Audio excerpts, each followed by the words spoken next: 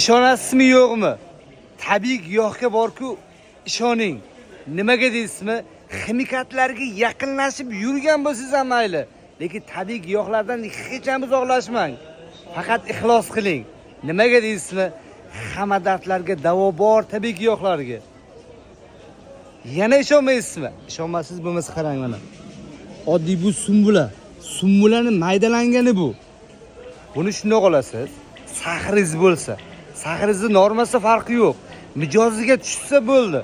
Sizga shunaqa zo'r foyda beradiki, ishoning o'zining normasiga qilib qo'yish ehtimoli bor. Ertalab och qorinda bir qoshiqni bir stakonga damlab ichasiz. Kechki payt och qorinda.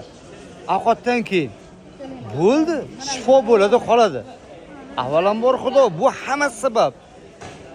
Nechta klientlarimiz olib borib sahrga shifo topgan insonlar juda ham ko'p. To'g'rimi o'zi aka? To'g'ri. O, hamma giyohlardan so'rang, giyohchilardan. Bu narsaga foydasi juda ko'p. Hamma dardlarga ko'p. Faqat ixlos qiling bo'ldi.